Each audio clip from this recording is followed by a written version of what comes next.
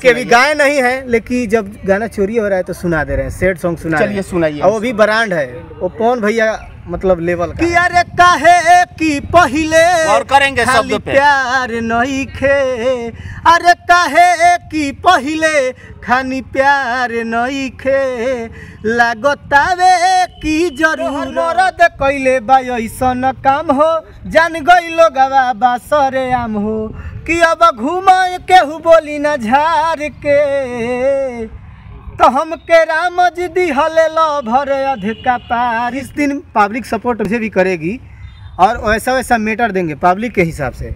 आपने अब तक के सफर में क्या कोई ऐसा सैड सॉन्ग गाए हैं जो आपके दिल के करीब हो?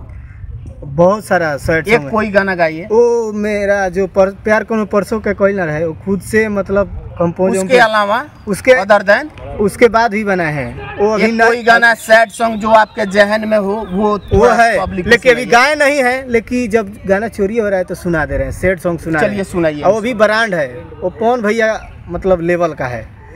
कि फिर केहू और के प्रपोज कर तारू, कि अरे काहे कि पहिले और करेंगे शब्दों पे प्यार नहीं खे, अरे काहे कि पहिले खानी प्यार नहीं खे, लागतावे की जरूरत अब हमार नहीं खे।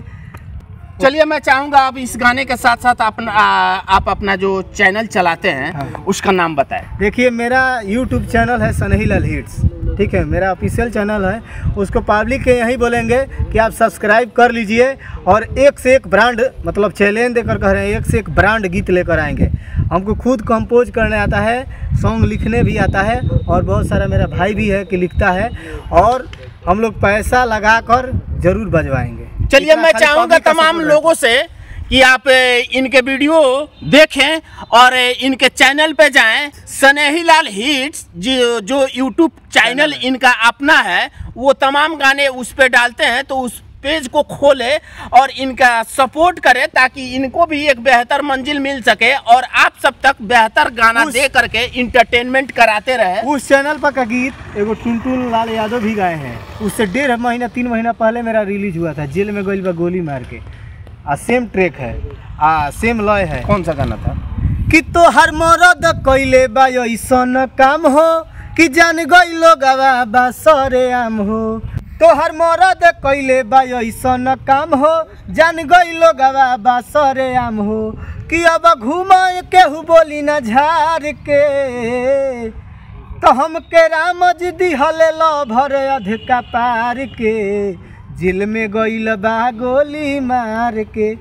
वो सेम उठा कर गा दी। चलिए इनको आप सब सपोर्ट करें ताकि बेहतर मंजिल इनको भी हासिल हो सके। बहुत सालों से इसमें लगे हुए हैं मगर इनको अब तक सफलता नहीं मिल पाया। आखिर आप सबका प्यार की कमी है, मगर मैं चाहूँगा इनके चैनल को आप खोलें, सर्च करें और इनको सपोर्ट करें ताकि इनको भी एक बेहतर मंजिल मिल सके और आप सब तक आप बेहतर गाना दे करके मनोरंजन करते रहे। फिलहाल इस रिपोर्ट में इतना ही। तमाम खबरों के साथ आप हमारे साथ बने रहे।